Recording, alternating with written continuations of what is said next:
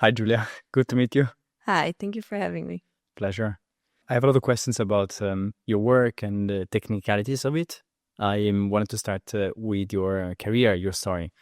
You were born in Brazil, and you were part of a band. You were always into music, and then eventually you approached a career in mastering engineering.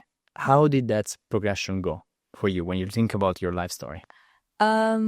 So I've always been obsessed with music, but I also had the nerd side that always liked the science and math, and in school I was the nerd that liked physics and all those things.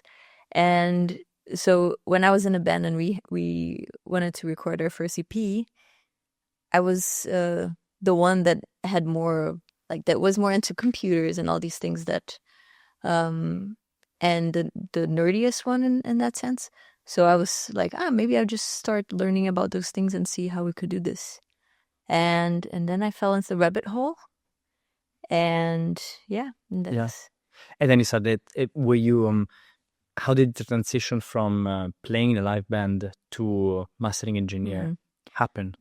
So that's how it started, and then I finished high school and I had 6 months off before I started university that I was going to study electrical engineering. And then all my friends went and traveled and took their time off, and then my parents were like, what do you want to do? And I was like, maybe I go to London to study audio production, like music production. And they were like, okay, because my parents, they were very supportive growing up, but they were always kind of trying to make me not go into music, as a lot of parents do. And so then they were like it's just a hobby thing. So then I went to London for 6 months, did the diploma in point blank. And then when I went back to Brazil to start my electrical engineering degree, I had a friend that needed an assistant. He's a mastering engineer, and then I went for an interview with him, and then I started assisting him for a while, and it was not working out with having university and doing that because I was in the studio till 3 a.m. and I had classes at 7. So, and sleep is necessary as a human. So, so at some point I had to drop university, have that talk with my parents. And How did that talk go? I did a PowerPoint presentation. Really? Explaining to them why after so many years in my life, I tried not to do music, but I just couldn't. So, wow. Yeah. What was the reaction?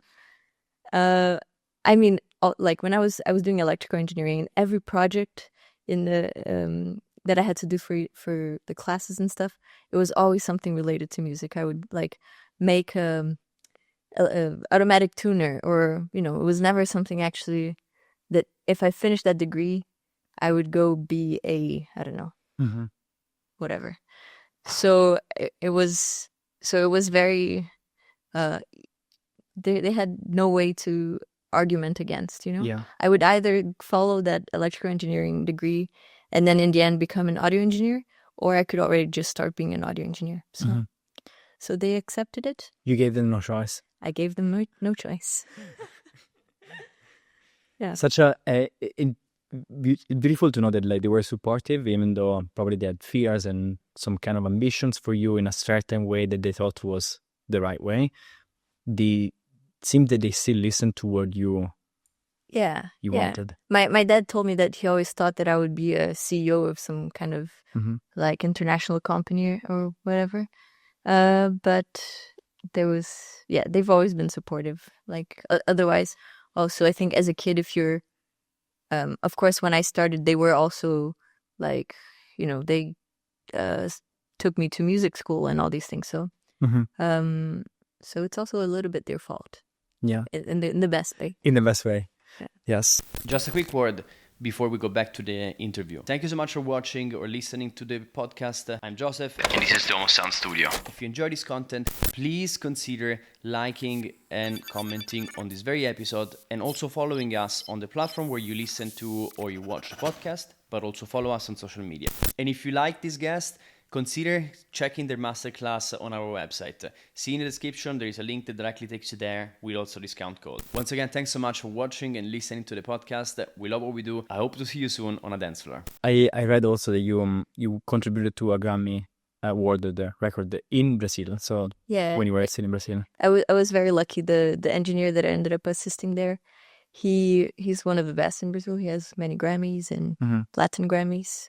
So yeah, I got to work on a few when I was working with him. It was very nice. Yes. Do you think that experience, for example, if you think about your early successes, meaning you worked on a project that ended up being acclaimed or recognized a lot, how did that shape you? And for example, specifically to your confidence in your craft? I think having had worked on Grammy Award winning things when I was still starting maybe gave me, in a way, the imposter syndrome of having worked on Grammy Award winning things when I'm still learning. But we're always still learning. That's what I now understand. But also it gave me like more drive to actually, I don't consider those Grammys my own, but it gives me even more drive to get my own, I'm still working on that, but yes, hopefully soon. It's an interesting, a very interesting way to put it and think about it. So do you need to actively working against the ego that says, oh, maybe there's a part of you that says, you kind of won a Grammy, like you're so cool. Do you think you actually have to work against the ego that comes up? I think so, yes, with the ego thing in a lot of ways, because in the end, the job that I do, like the music that I'm mixing or mastering, it's always for the artist, right? So if I work with an ego, maybe it's not going to serve the best to the song, because in the end, it's not my opinion that counts, but the artist's vision for the song is what in the end matters the most. Like sometimes I don't agree with some revisions that they want, but it's their song, so I have to. So in that sense, the ego, I'm always fighting against the ego in my craft. But because of this thing with the Grammy of the imposter syndrome, it also the imposter syndrome fights the ego directly. Yes. Almost like it's the opposite, right? It destroys any ego. Yeah. And then them together comes the drive. Right. Yes. Your personal drive to improve, I used to say, learn always and do better. Yes. And when you think about so a couple of questions. One was working with engineers. I read when I was preparing for this interview that one of the most important things for you was to work with experienced audio engineers and learn how to make decisions. Was a particular decision or experience that taught you a lot? Yes. I think with engineering, like so many people think that it's about knowing all the technical things, like a compressor and a EQ, like how the tools work. And of course you need to know those things, but what makes you a good engineer is the decisions that you make on having your sound and making the decisions for that. And one thing that I learned with this engineer that I used to assist in Brazil is actually was my first day. I was sitting behind him, seeing what he was doing, like trying to understand, and he had a lot of like very special gear that I had no idea what the buttons were. And I was just like looking at them being like, I think he's doing this and doing that. I have no idea, like a first day that I was very lost. First day at a new job, And then he finished mastering and he was like, okay, now come here. You're going to sit here and you're going to tell me now what I did. And I was like, oh shit, I'm gonna lose my job.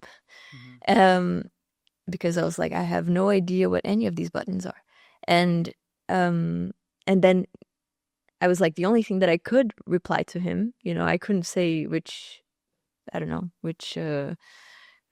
frequency he was boosting, or I could only say what I felt. So, which was the hi-hats are opening a little bit more, the vocals are coming up front, and that was the most important lesson.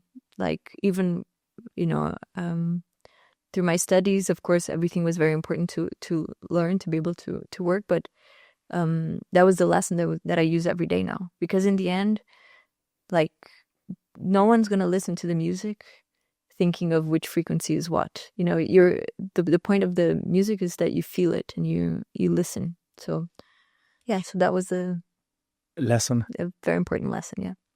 Super important point. Did that engineer reinforce this concept when you went to what you were feeling more than the technicalities that you didn't know at the time? Did they give you feedback and say, right, that's right? I looked at him being like, oh shit, I'm fired. Is this the right answer? And he smiled. He was like, yes, very good. So cool. Yeah. So, and I kept working with him for much longer. So yes. And you mentioned also that you are in service of the track and the artist who made the track. Yeah. So can you explain a little bit the roles that you cover? So when you're a mastering engineer, when you're a producer, and when you work with producers, or when you work with a vocalist, for example, how do the different roles work? Ooh.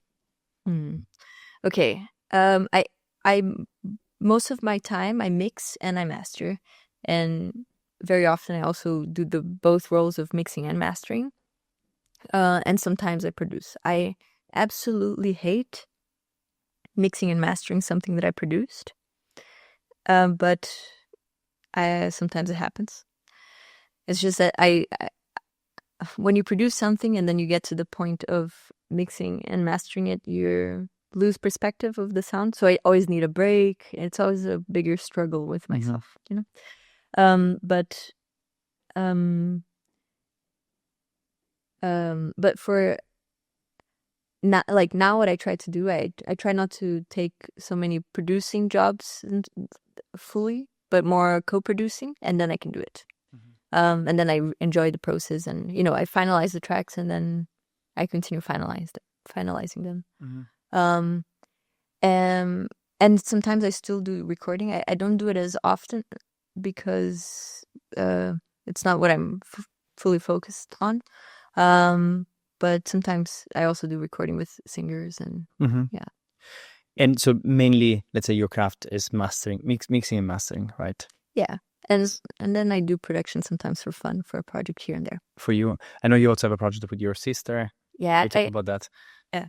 Okay. No, but please. But the project with my sister,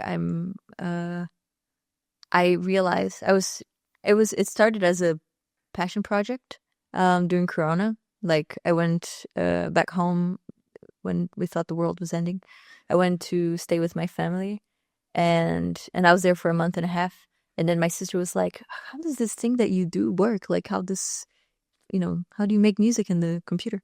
And then I started showing her, and then we started producing music together, and that's how the project started. And then we got signed to a label, and then we had a lot of streams, and then but like, it wasn't never planned. Yes. It just happened. And yeah, and then when things started going back to normal of having a lot of work and stuff, I was really struggling to find time for it. So yeah, so we decided to stop the project. Yeah. But every once in a while, when I'm like collaborating with an artist, and then we make a track and it makes sense to release with the project, we still do. But yes. But I'm not as we're not working on the project actively anymore. Got it. Because time is it's limited. Of course, and energy, and you need to focus on things that you really want to do. Yeah. And going back to the studio and the mastering and mixing work. So what tends to happen? For example, you meet an artist for the first time, and the artist happens to be an electronic music producer. They made their own track. They come to you with an idea, you mentioned before, you need to be in service of the track and not making decision for them. Yeah. How do you establish the relationship with the artist? With the artist.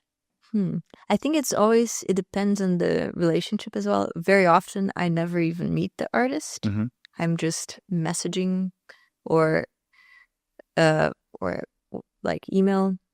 Sometimes DMs, but I try to get out of like on Instagram. They DM me and I'm like, let's move somewhere else because I can't keep track of my DMs. Yeah, but it's always. I think it's important to have a communication with the artist to understand their vision and understand, because of course, like when I'm mixing, I have things that I'm looking out for, but it's also important to understand the sound of that artist. So like, for example, if I'm mixing for Cabin de Vries, I know that he likes the low end very like warm and punchy, but still dirty and warm. But then if I'm mixing for AKs, I know that she likes it very bright. So I'm always trying to, when I'm mixing, maybe if it's a new artist that I haven't worked with, I'll listen to what they've done before. I will, if it's an artist that I already work with, I will like try to remember like the last time that I worked with them, what were the feedbacks that I got. So, if they don't like 1K, I will keep that in mind when I'm doing the next mix, Yes. When you say keep in mind, do you take notes and say, okay, this artist tends to... Yes, I have, not for the artist, but I always have, I use Notion to keep track of all my tracks. And then there I have like, I can always revisit the projects that I had, and I always write down all the revisions that I did. So I can easily go back and then understand, okay, this artist on this track, this project, that thing. Yeah. But it's often also engraved in my brain. Mm-hmm. So I have a really bad memory usually, but for remembering the feedbacks of tracks, I don't know, it stays. And what I did in each track, I've always remembered. Yeah. But I do have it there. If it's been a long time since I worked with that artist, of course, then I can always just check the notes. Very curious. That's why you asked me the question about the podcast, right? Yes. How do you keep track? Yes. I think it's pretty similar. Now that I'm now related to that, it's pretty similar. We keep track, of course, Notion, and we have the historical on Spotify, I mentioned, on YouTube.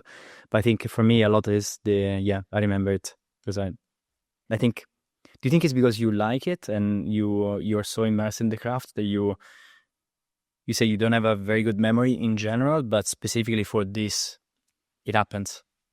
Yeah. I think I am in general a person that has very bad memory, but I think because I have such an organized structure on Notion and everything, and then I write it down, then I think it engraves in my brain, or because I sometimes if you do a revision, you have to go into the version before, see what the levels were, and then let's say if it's give 2 dBs on something, like then I have to think, okay, I have to go from -3 to -1, Mm-hmm.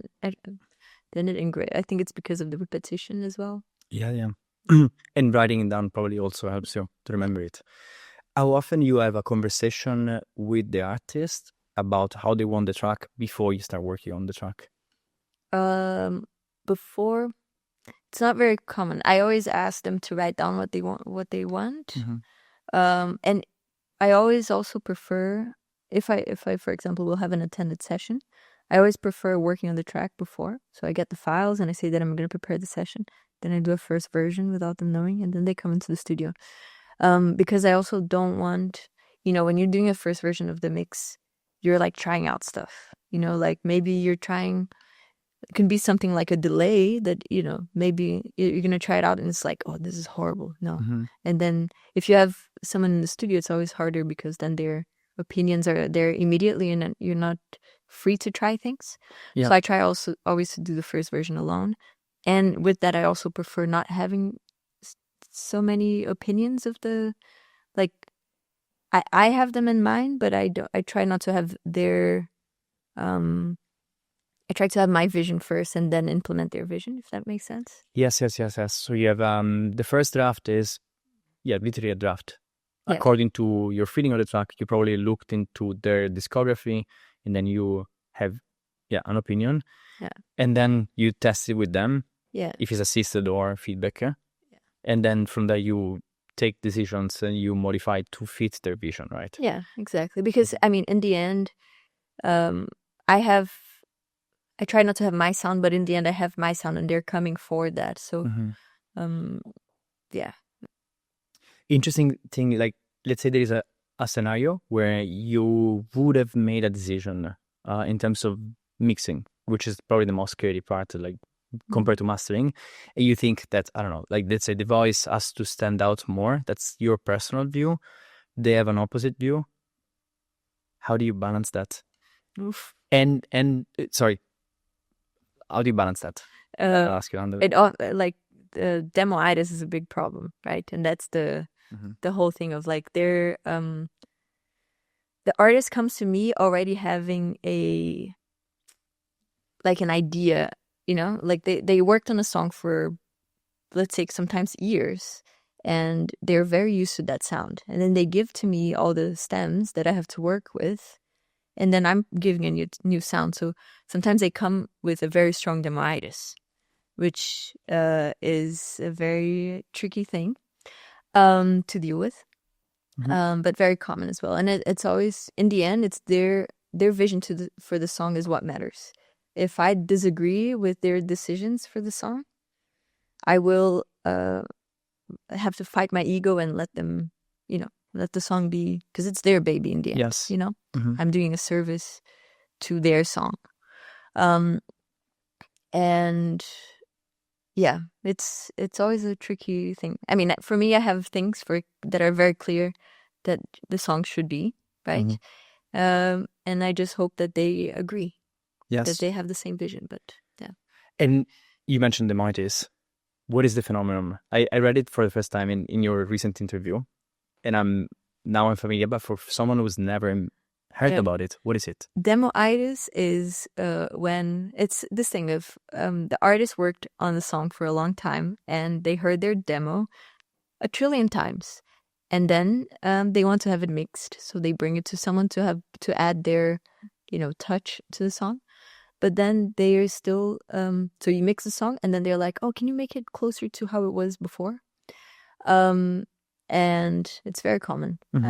Like, I used to think, the first time that this happens, you know, it's like it hurts your ego of like, oh no, I did a bad job, or the imposter syndrome kicks in, you know.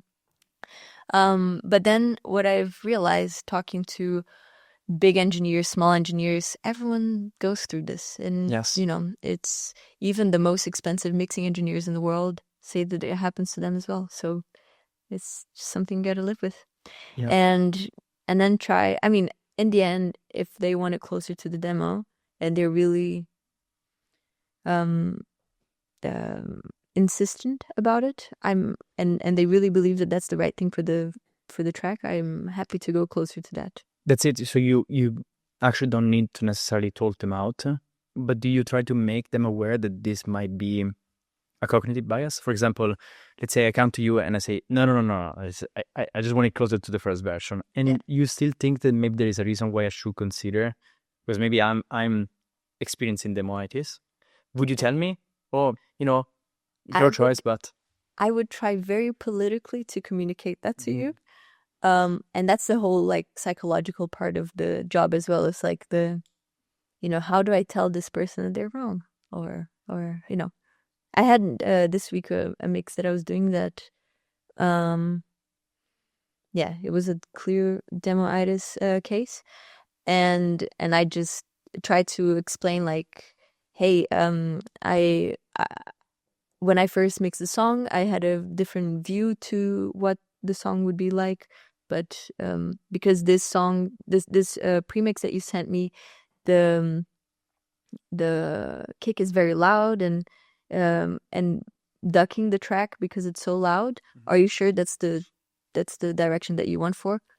From the like your usual sound is a bit more modern and clean. And then the artist came back and it was like, okay, yeah, it's true. Maybe we can go for something like that. And then sometimes references also help in that sense. So, yeah. So the key to have this type of open communication, it feels like non-confrontational in the end. Yeah. You're giving them the option to consider something else. Yeah. But you always have to be also careful not to hurt their ego, Yeah. you know, because Yeah. Yeah. Can we go into extreme scenario? Someone comes with a big ego, hypothetical, doesn't it? Or maybe you can think about a reference. A huge artist who is very successful and let's say they have accomplished a lot. They're living out of music. They're playing a lot of gigs.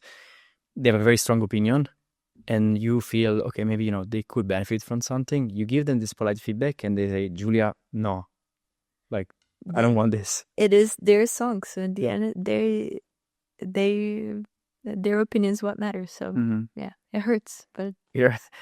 but you get used to it. Yes. The first times it hurts, and then now I'm used to it. What is a very challenging scenario you can find yourself into if you go, for example, multiple revisions or an artist that keeps like changing their mind or something else? I think that is I think when the artist doesn't have a clear vision of what they want, is very hard. And in terms of mixing, but also production, sometimes it happens that, I mix a song and then I deliver the track and they're like changing elements of the song. They're like, oh, actually, I think the lead is not the right one. Let me try to exchange the lead to something else. Because then it's not that just that lead changed, because the lead synth that was changed, it also is affecting the whole mix and the whole track. So this back and forth is always hard, because also then I lose perspective, because I always try to work very fresh, like listening freshly to the song. And then once this happens, I also lose the vision to the song. Yes. It's also hard. You mentioned perspective a lot of times, especially when you are the producer as well of the track. How does that manifest, like this thing of losing perspective, and how do you correct for that? Giving it time, if I can, because it's not always the case. Sometimes things are short deadlines, and I try to give it some time, like give it a couple days. If it's producing, maybe a couple weeks, and then get back to it. That helps. Listening to other like references also sometimes helps. Like I have a folder with a lot of the songs that I've worked on, or like other songs that I like the mixes of. And whenever I'm unsure about something, maybe I listen to it and then try to tune my ears or tune my brain, let's say, to what that sound is, and then try to take it from there. Sometimes helps as well. Yeah, so taking a step back, where it's like with time or with a different perspective, with different music, for example. Exactly. If I were to work with you as a client, how do I make your life better? Make sure to deliver the files correctly, because that's a very common problem. And giving clear feedback, because sometimes you get the feedback is like, I feel like the track should be a bit more yellow, less blue. And I'm like, okay. Which means? I'll try. Yeah. So clear feedback is important. And then that I receive the files that are correctly is just basically sounding like you had in mind, because sometimes I get like it's missing the automations, or some processing is missing and it's completely different. Yeah. So on the first point, the correct way, let's say the benchmark way to send it would be, I have a track, I send you the final track with some approximate master that I made to give you the impression of how I want that to sound. Yes. And then I would then send you the stems, making sure that those are the final stems with all the effects and everything, but separated. And I guess I need to add, my intention is for this track to sound warm on the low end, and yeah, maybe a reference. I think the best is always when you send a premix or like a demo master kind of version. Usually that's the case because I play with so many electronic artists. They are touring, playing the demo track that they have, demo master that they have. And then once then I already have a clear vision of what they had in mind. And yeah. Yeah, you mentioned also giving specific feedback on the revisions, right? So the more clear I can be, or I am, the better is your work. Yeah. There's a sizzling noise on the track without saying like time that I could find it, just the so like the timing of the song that this happens, or maybe instead of saying just yellow, maybe think what words are clear to every human being that is the case, like of what your vision is. But sometimes, sometimes it's a feeling as well.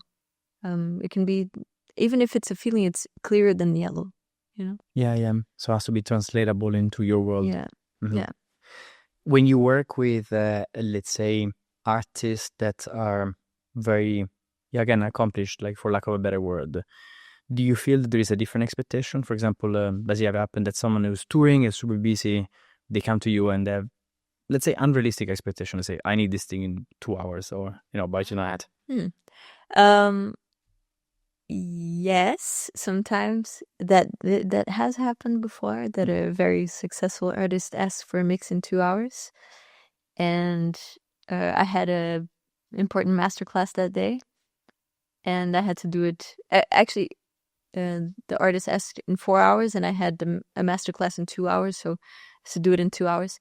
That happens sometimes, but I think the expectations that change the most is within myself. Like the pressure to perform is even higher, of wanting to do, like, sending the track is the hardest when it's a bigger name that, or even, it doesn't need to be a bigger name, but also an artist that I really admire. It's harder to send the file in the end, Imposter syndrome, when you think, oh, what if they it's don't like, like is it? this the best that it can be? Yes. Because it's also subjective. So yes. Yeah. How do you work against that? Oof. That is I think it gets easier and easier because I get more confident on what I like. In the end, this artist came to me because they like my sound. So it's sometimes, and I think accepting revisions, it's okay to that I get feedback from the artist asking for something different. It's normal.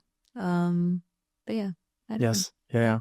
I guess it takes time as well to mature this. Yeah. Yes.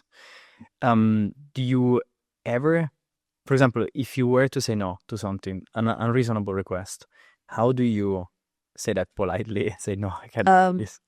I used to struggle a lot to say no. But luckily now I have my manager that does that for me. In terms of like short deadlines, if I can, I always try to make it work. But I think it's important to also understand when it's actually necessary, because what happens very often is like people want their mix in next day, because they're excited about the track. Yesterday. And then sometimes they ask without being needed. Like sometimes it happens that they ask, oh, I need it in 2 days, and then I change my whole schedule, make it work, and then they don't open the link for like 2 weeks. Yeah. So it's also, if I am going to find like move things around to make it work for their deadlines, I always try to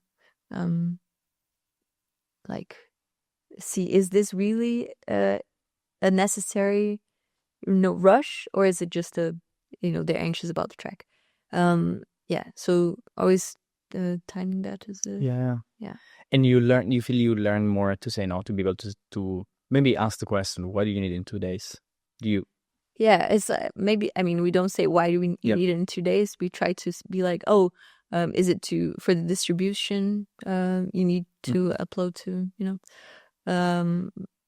and you start knowing also, like, the deadline is usually, like, if they say Friday, that it's probably Monday to Wednesday, the deadline, because they also give a bit of buffer from the label. So yeah, or sometimes it's just like, it happens also sometimes that they ask, I have a gig on Friday and I would love to play this song, and then I might say, I don't think I can give you the final version, but at least the first version that you can try it out, maybe. And then if I can make it work, then I do. But yeah. Yes. So communicating more clearly and asking questions, but also communication is everything. Yes. So on the technical side, one thing that I read in a previous interview you released was that once you went to AD and you heard for the first time one of the tracks you worked on being played out in a big sound system in a club. How did that feel? It was very interesting because, I started working with a lot of the big names during Corona. Mm-hmm. And when there were no gigs, no events, and, everyone was I was in my cave alone for hours and hours listening to a kick. And then you almost lose perspective of what's the point of, like I was enjoying doing it, but I was like, I'm just, mixing some tracks here, mastering some tracks. And then in ADE was the first time that I saw those tracks being played in front of people and people dancing and, like in a big event. And it was like when I was like, okay. So it was like a good reminder of why I'm doing what I'm doing, Mm-hmm. Yes. And technically speaking, when you look at that kind of place where the tracks you're working on are going to be played, so it's usually electronic music for clubs, for big festivals, what is something that you think kind of consistently happens from the producers can do better when they send you the tracks to be mixed and or mastered? I mean, low end is often a problem, right? I think it's because it is a trickier part to and very important for the electronic music. And also I think if the tracks are too bright and too harsh, that's also because then it's painful when you're in a not so great sound system. Those are like the two that I think are yes, are the most common. Very important. Yeah, very common. Yeah. And on low end specifically, what is if I were to send you a track to be mastered or if I were doing the mastering myself, for example, I want to try it on one of my next gigs, what is one thing that I should really think about if I want the track to sound good in a club with my own mastering? This is a preliminary mastering. I think a common mistakes in that front is like sometimes the kick being so loud that the limiter is just constantly like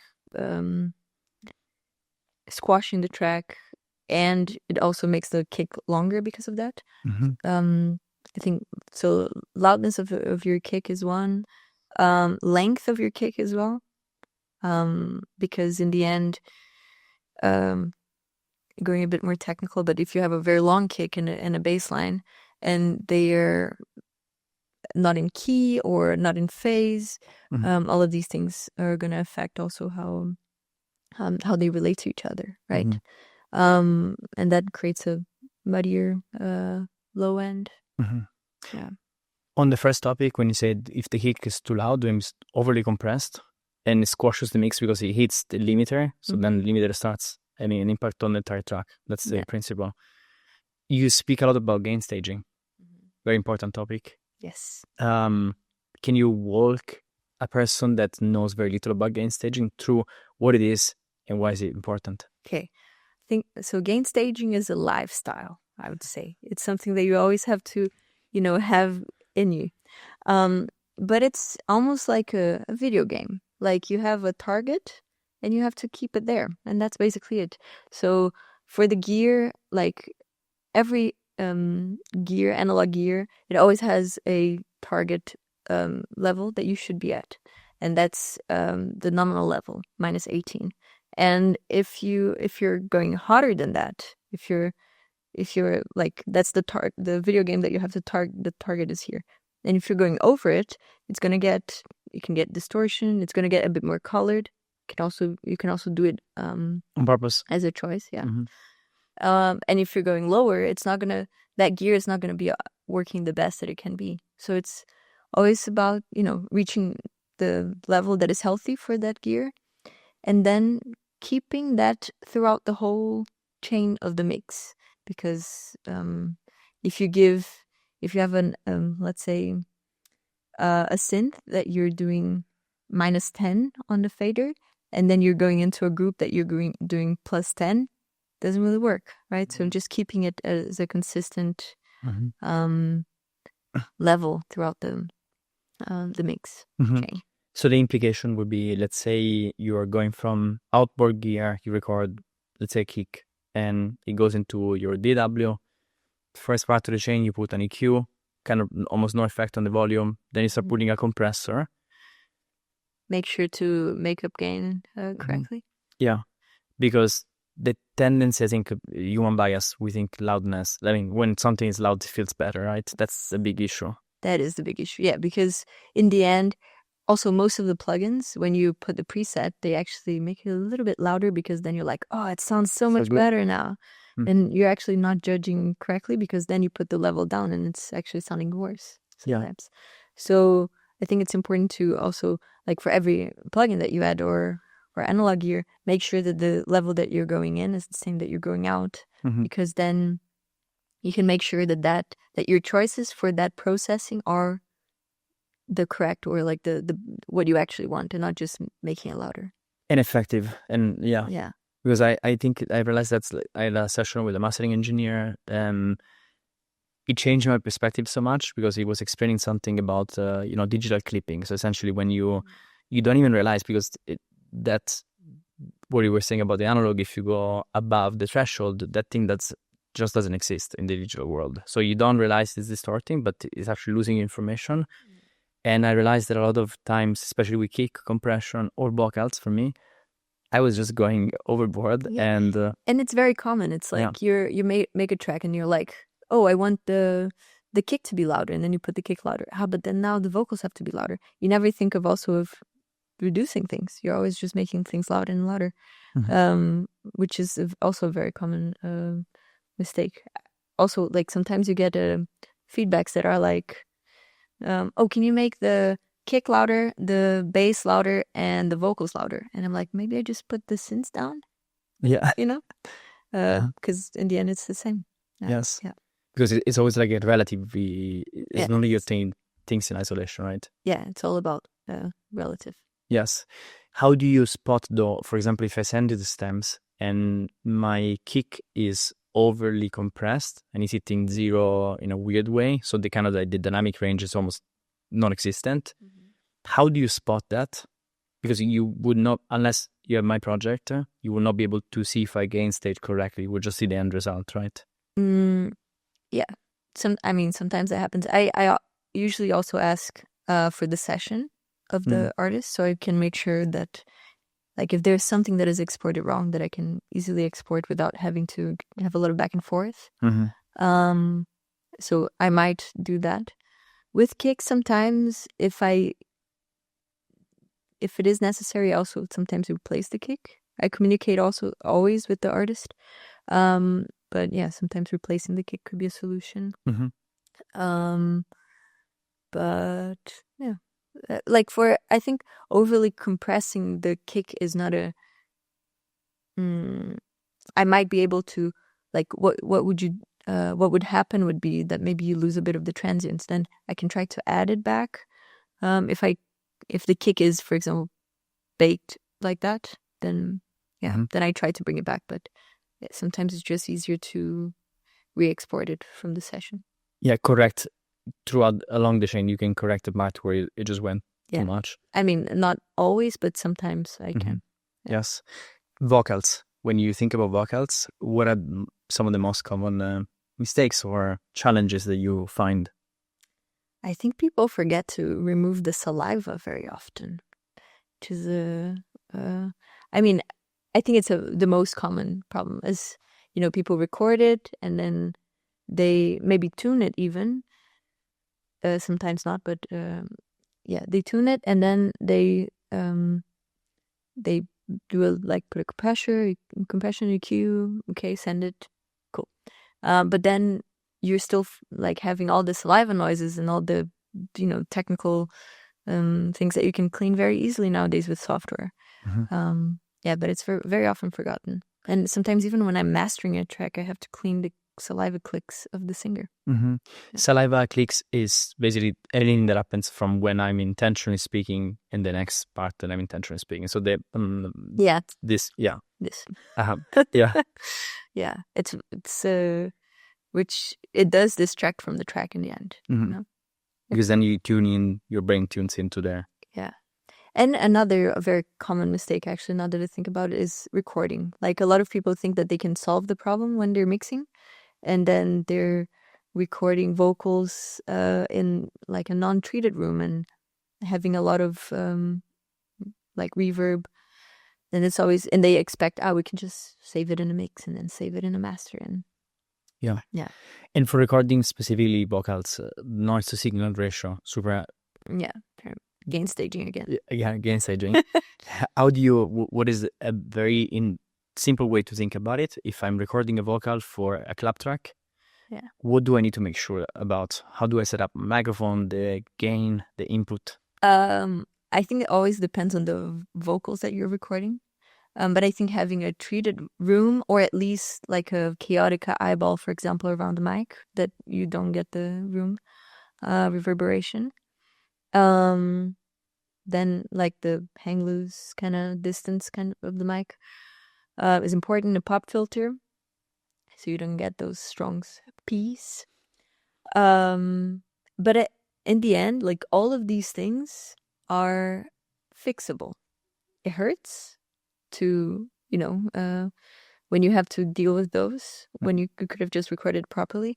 But there's one thing that you cannot fix, and that is performance. That is the most important. And that is, it's about having candles and, a good lighting. Yeah. When you say performance, that's kind of the emotional content of the vocal. Yes. Because you can have the worst singer in the world, but if they're doing a good, if the emotion is there, the rest you can fix. Yeah. That's going back to what you said in other interviews, but also before, like, it's about the emotional content and the intention of the music, and not technicalities help, but it's what you feel. Yeah. Exactly. Like you said before. Yes.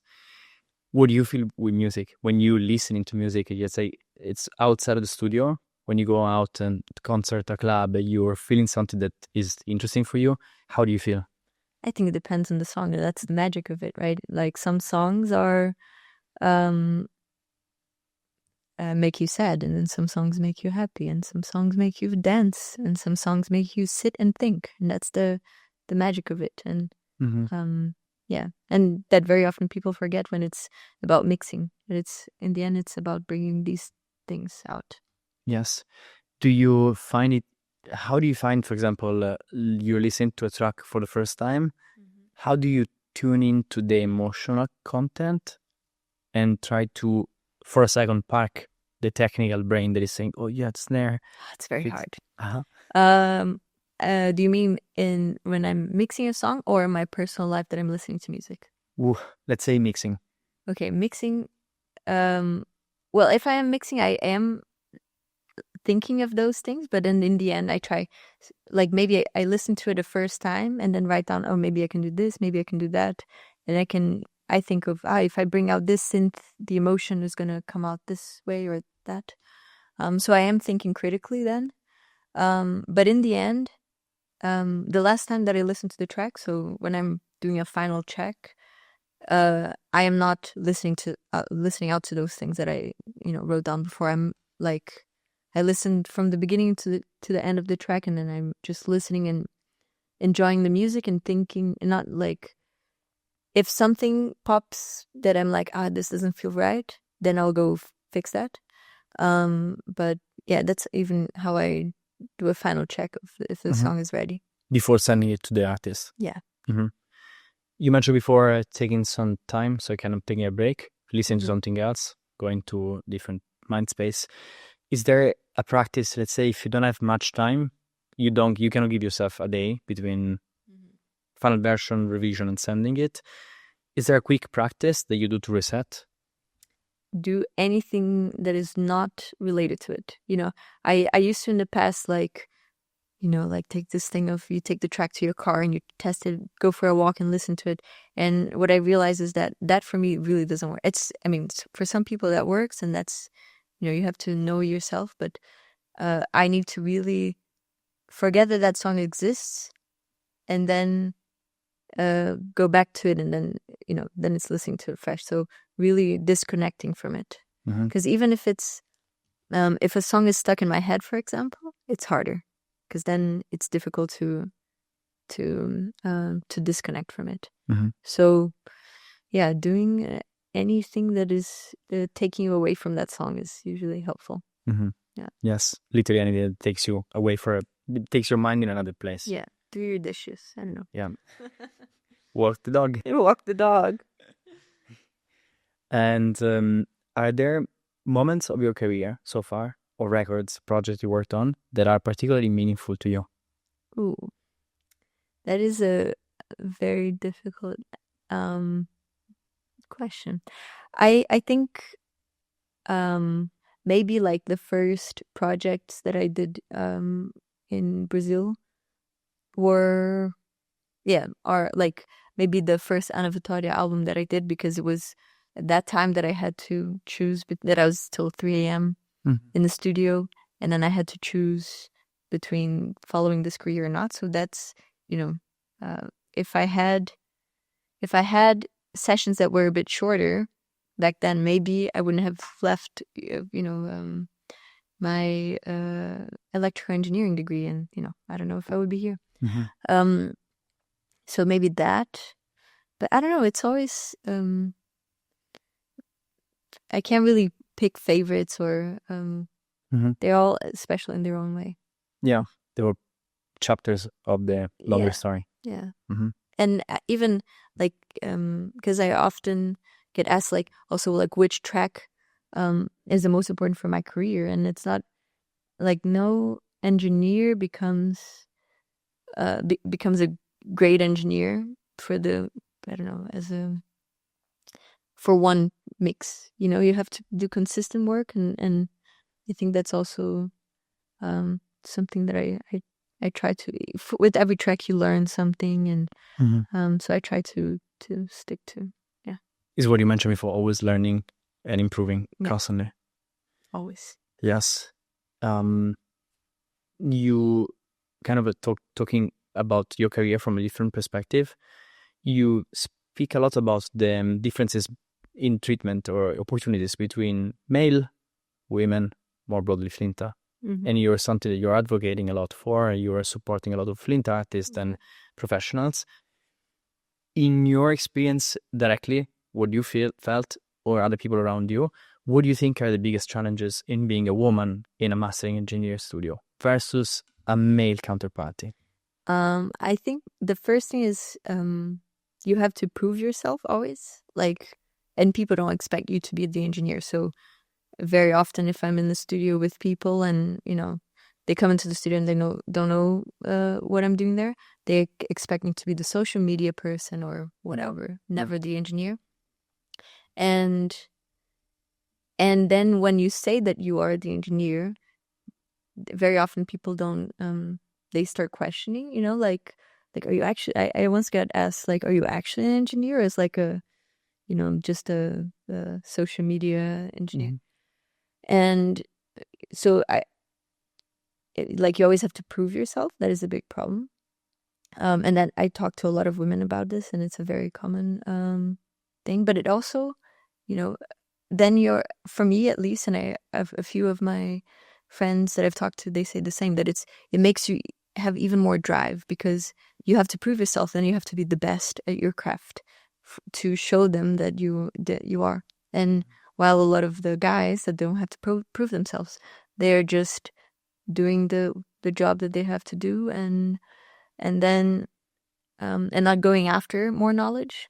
So yeah, it's harder, but then very often it gets translated into more drive and more. Yes. Yeah. For, in a way, overcompensation from a problem, you then create advantage. Yeah. Yes. Exactly. And in the women FLINTA individuals you are helping with your mentorship, with your support, we spoke about Patreon before. What do you think have been effective ways to support them, to make them not drop the ball? Yeah, I think changing representation is very important. So, and like role models. For me, for example, when I was a kid, I always loved the idea of a studio, but I didn't have a beard, or I wasn't a man, so I thought I couldn't do it, and that took me a long time to see like because the image that you have of an audio engineer is always a guy, So I think like having role models that you see as a kid that you can see yourself in that position as well. And then knowledge, is one thing that we can do to, and then give opportunities. It's like role models give the interest of the people for the minorities, and then knowledge is to give them what they need to do that craft, and then opportunities so they can actually do it. Yes. Let's talk about role models for a second. You mentioned you didn't have them. How did you gain the confidence? Like, how did you change that image in your mind of, I actually think I can do it? I don't think it was actually I just did it. I don't know. I was just interested in it, and I didn't see, because when I started, it wasn't supposed to be a career. I think it was just a hobby and like something that I was very interested in. It was never like, I don't have to see myself in that position, because I'm not that. I'm not the engineer. I'm just I like the topic, And then when I decided, I was already too much in it to be able to get away with, like, get away from it. So yeah, you're role modeling yourself. Yeah, I don't know. Yeah. I had also, like, I was very lucky that when I started, I had very supportive people around me. So the master engineer that I work for, like, he was always very supportive, and I was never, from the team there, I was never treated as different, or it's only weird when you're that happens more in English, because in Portuguese we don't have the culture of saying bro. But then I only feel that I'm not like them. I don't know, like the guys in the studio, when people are saying bro, and then it's like bro. Because they cannot say that. And then they bro me, and it's always awkward. Yeah. Yeah, but in Brazil we don't have the culture of saying bro. So is there something that is equivalent to that would make you feel the same way? Weird? Not. I think like the saying bro is very common in English, but in Portuguese, US centric, I guess. US generated the bro. Yeah. But in Portuguese, I mean, there are, like, we have the brother kind of way of saying, but it's not as common. Wow. Yeah. And then knowledge, that was your second, I don't know, lever that you would use. In what way do you think is helpful? So giving them essentially tools, sharing as much as possible, so that someone knows that they can start picking up the skills. Yeah, that's why I started the Patreon, because I see, I mean, of course you have a lot of schools, but not everyone can afford going to a private school for audio engineering. And yeah, I think, like, because in the end, learning is, even if you like the idea of being in a studio, the reality of it is very different. So, like, learning and is an important aspect to be able to start as well. Yes. And then opportunities, I mean, is pretty clear. So if you can employ or give the opportunity to someone to show their skills, super important. You also mentor actively or through the form of giving speeches, talks, FLINTA individuals. Are there kind of recurring questions or problems that people come to you about, and they tell you, I've been feeling this, and you've heard that over and over? I mean, a lot of, like, sexist comments here and there, for sure. But I think getting opportunity as well, or like feeling this thing of like being in a room and feeling out of place. But then it's also just about surrounding yourself with the supportive, like, people that support you. Yes. Yeah. If, let's flip on the other side, if you are non-FLINTA, so it's actually a male, a cisgender male, and work a male in a position of, let's say, power, right? So they are a booker of a club, or they are a mastering engineering studio owner, or they are an agent, or they are a PR agency. What can a male in those positions do to better offer representation? Maybe that's one, but knowledge and opportunities, especially to FLINTA individuals. I mean, even representation. If you're like book female artists, and for knowledge, you can support and do more like organize. If you have, for example, a space, you can organize or give space to organize events for knowledge for FLINTA or and opportunities. I think it's all like then you have the power to do that. It's even the power or the space, and yeah, it's just about supporting. And I'm also, I think a lot of women are against men helping, but we need them as well. It's about collaborating and yes, yeah, working together. Yeah, it's one of the things that like it is a problem where I think men have a huge responsibility on, and we should do much more. And I think I agree with you. I think the collaboration is the key. It's like then if you start isolating and it becomes like us versus them. Exactly. It doesn't help anybody.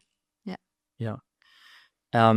In your experience of mentoring, for example, what part of it do you enjoy the most? Like, do you have one-to-one conversations, or it's more like a one-to-many with Patreon, for example? Yeah, on the Patreon I also have one-to-one calls, and I sometimes do mentoring for the Female Producer Collective, and it's always it makes me always curious to learn more and more, which I love, and also like seeing people that are. I started the Patreon because I love nerding about these things, and I have a lot of friends that also like these things, but they're more of producer side, or like what I love about the Patreon and doing these mentoring things is like the exchange of like having people very excited to talk about the topic that I love the most, you know? People that are also obsessing about the kick and the low end, and you know, so it's very refreshing to see people curious about the topic.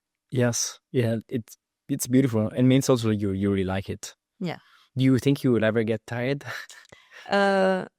Every time that I feel like I'm getting tired of it, it comes back the yeah.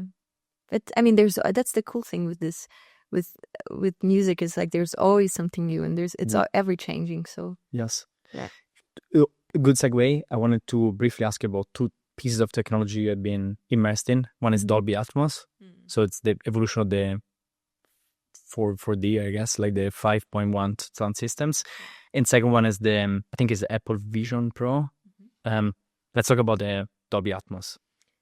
What is it now? How is that different from the old school now surround sound systems? Well, I think it was always with immersive music, right? For a long time, there wasn't a way to translate to like the normal consumer. So you could mix a song in 5.1, but you would have to have a 5.1 system at home to be able to consume it. And now with Dolby Atmos, you have it anywhere, like your headphones. If you put it on, you have an immersive experience, which is very special. And as a mixing engineer, so much fun. Like usually when you're mixing, you have this much space to mix, right? Nelly doesn't let me open my hands here to show, but this much. And with immersive, you can put it anywhere in the room, right? At the back, you have more dimensions. Yeah, you can put it around you, which it gives you a lot more space to play with elements to come, and do automations to to give highlights to certain elements.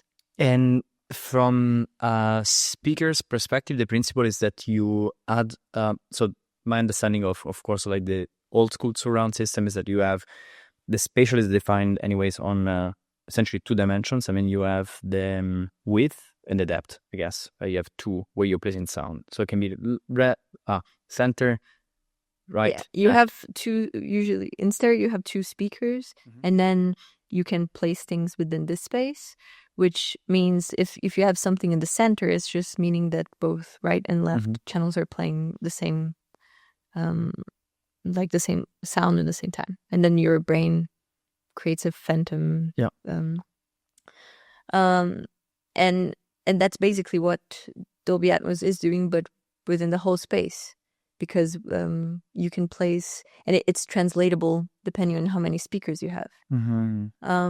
So you add the height. You add this. You have the height. You have also the back. But the back, you would have it also on the 4.1, right? You would have, so in a traditional surround system, you have also the back. Yeah, but then back then you would need all the speakers. So let's say if I mix it like that, and then you go into another room, you would have to have the same setup. And what Dolby Atmos allows is that you can, if you have like a 9.1 point, like you can 7.1.2 or whatever you have, it's translatable. From one sound system to another, so from a 9.1 to a 5.1 to a 7.1.2. Yeah, it's just the amount of, it's instead of being like you have this sound going to this speaker, it's creating a space and then it translates to how many speakers you have. Okay. In yes, easy words. And then you can also make it binaural, which then with headphones you can listen to it with your simple. A lot of people think that you need the Apple headphones to be able to hear it. No, any cheap cabled headphones, they would say that. Yeah. Is that so? It's a protocol that effectively found a way to translate from one sound system to another this special spatial effect. Is that like? Yeah. I mean, how does your brain know that something's coming from the right side, for example, is always about the psychoacoustics of it. Is like how long it takes for the sound to reach this ear, different from this ear, and like the loudness difference. You know that it's coming from the back or front because of the highs that your ears are filtering. So yeah, and that's how the binaural translation works as well. So it's doing that, quote unquote, tricking your ears to feel that the sound has a dimension that is more than right and left. Exactly.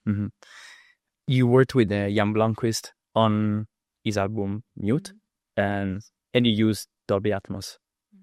How was the experience? It's very fun. It's like it's always because the album was first mixed in stereo, and then we had to translate it into Atmos. So the making it's always a bit tricky of like trying to find a balance between keeping the same identity as the songs that they were before, but still making it immersive, but it's always fun. It's just you have so much space. Very curious, given what we spoke about before, the relationship with the artist. Was Jan and you and maybe other people in the team very involved in the design? Because then you're adding another layer to the creative. So it's not just mixing in stereo, right? You're mixing into a space. Who makes the decision of which element is in what part of the space? So I first got the files, and then I did my version. The same thing as I said before. I did my version without anyone there, and then we had actually attended sessions for the first songs, and then once we found the flow, then for the rest of the album, it was just feedback over messages. Because I think he was on tour as well, and Apple.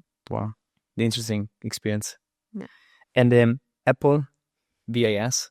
Is it Vision Pro? Is that the Vis? Vis, Vis. Yeah. From Neumann. Yeah, it's very. Honestly, it's awesome. Can you tell me more? Like, okay, tell it for someone who's never heard of it. Like, what it is and why is it good? So, it allows you to. For now, it integrates only with Logic Pro, but it allows you to control your tracks on your session. Just around the room, like let's say you have, I want the vocals here, before you had to go and with the mouse and put it there, then you can just do this and bring it there. And yeah, it was with the Apple Vision Pro from Apple. It's honestly, I actually also have an Apple Vision Pro, and myself, and when I went to Apple to buy it, they ask you why are you buying this? Because it's an expensive thing, and it's not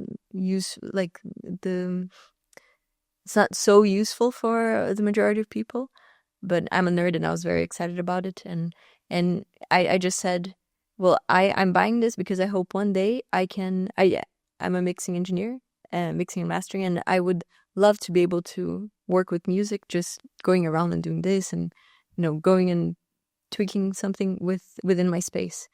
And then when the guys from Neumann came to my studio to show me, I was like, no way. I was in shock. Wow. Yeah. So it allows you to actually mix moving things around within a space. And the interface is Logic, so meaning that you're still interacting with Logic, but just with your hands and obviously vision. They plan to, I don't know if I'm allowed to say this, to also do for other DAWs, but for now, I think because of the integration, it was the easiest because it's the Apple Vision Pro and Apple is also doing Logic. So, yeah. Are you actively using it for mixing and mastering right now or not yet? I actually this week or next week I have some Atmos mixes to do, and I'm very excited to be fully using it. Yeah. Wow. Because before they were still working on it, but now it's out, so I can use it. So cool. Very excited to see more with. Yeah, me too. Yeah. I can tell from your smile here, it's like even because before I had between the period that I knew that I had already tested it and I had that I actually have it now, but this period that I knew about it but I didn't have it. It was so frustrating to do Atmos mixes. I was like, this is so boring. I wish I could be moving things around with my, So it's good to, yeah. Yes. I mean, I can tell you're excited about it, and that's like already 70% of it because you're going to learn very fast and you will enjoy the process of doing. Yes.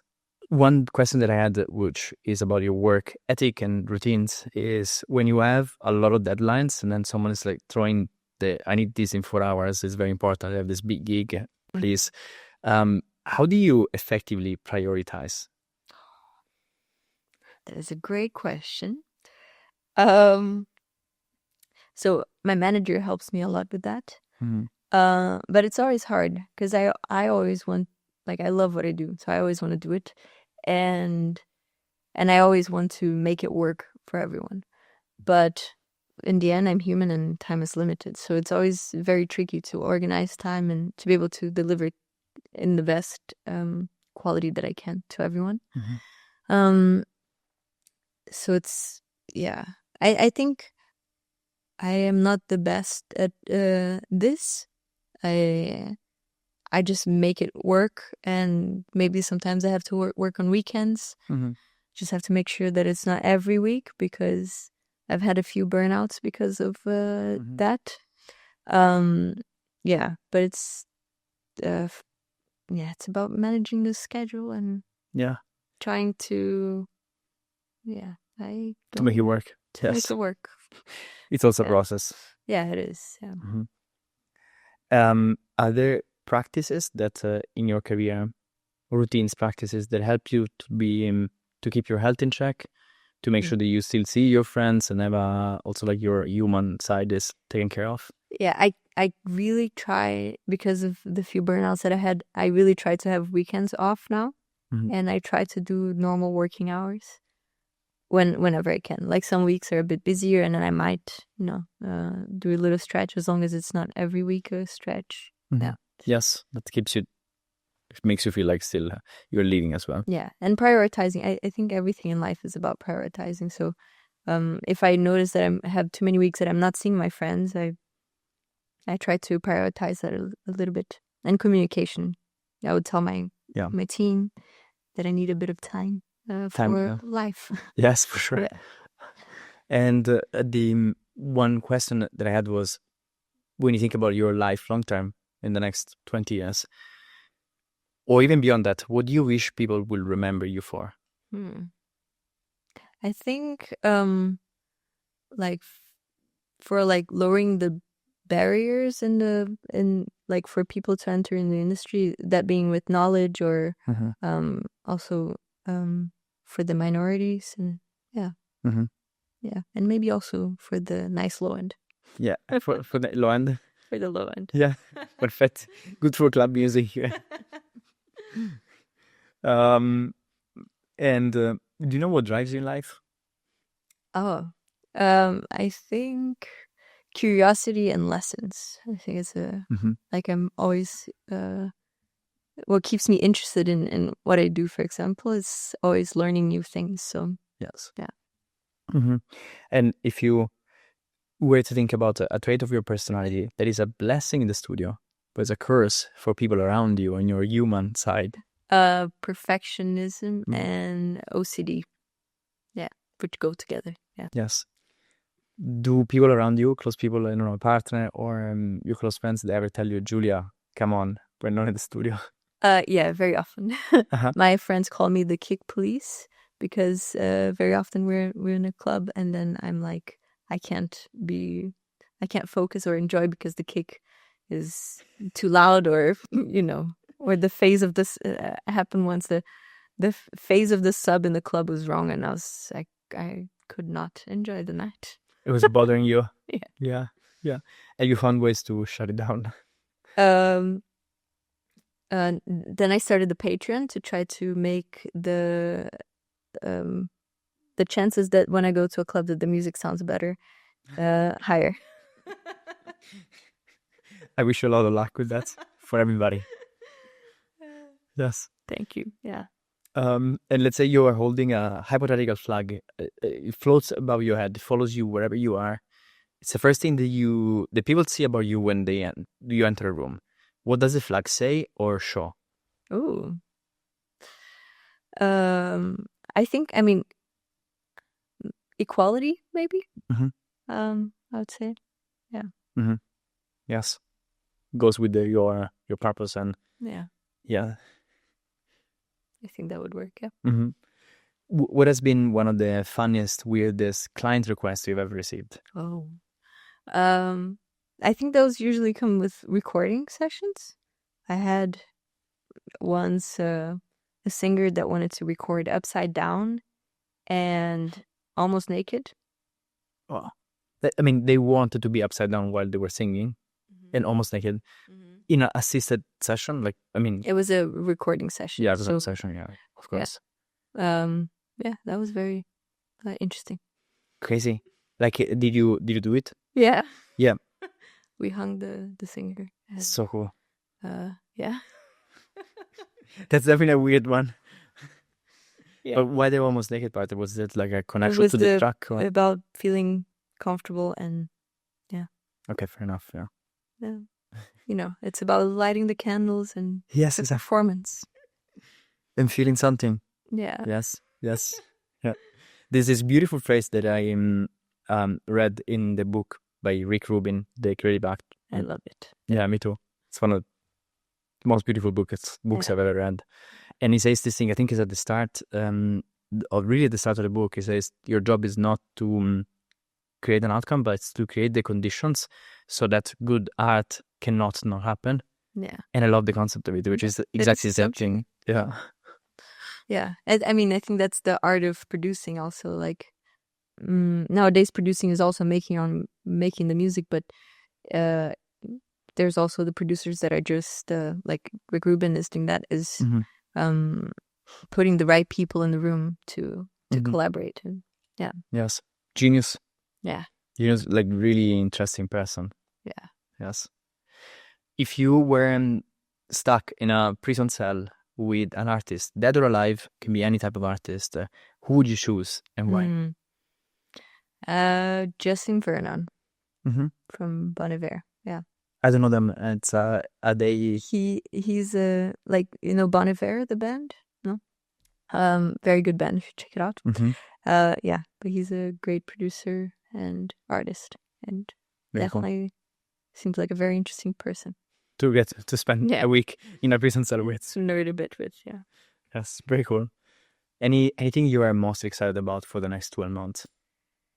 Well, I'm trying to build a new studio, and maybe that would be I would love if that happened, but Berlin has to help me a bit with the permits and some stuff. But yeah, I think the new studio would be the thing that I'm the most excited about. And I wish you luck. I know you briefly mentioned. I need it. And a lot of strength. lot of strength. Don't lose the positivity. Yeah, I'm trying. Yeah. Berlin real estate is the number one problem of this city. Oh, yes. Yeah. What question should we ask the next guest without knowing who they're going to be? Ooh.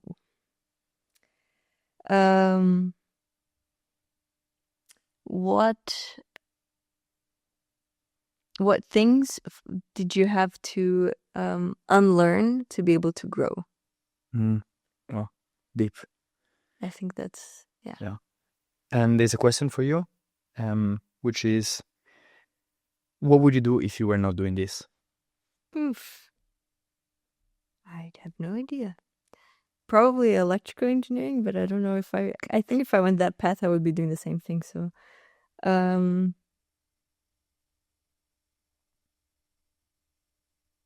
that is a very difficult question. I would be, I hope you can edit this part out of me thinking. Yes, no. What would I be doing? I think I would probably be doing something with technology. Because like all my hobbies outside of this are technology related. So maybe something there. Yeah. But I don't know what. Yeah. Maybe working on the new Dolby Atmos 2.0. Yeah. But then it's also, isn't it? Yes. The thing? Yeah. Yeah. I would probably be working in some kind of technology, maybe startup or something. Yeah. Very cool. Julia, thank you so much. It's been a pleasure. Likewise. Thank you so much for having me. And thank you for the questions. I really enjoyed it. Oh, thank you so much. It makes me super happy. Thank you.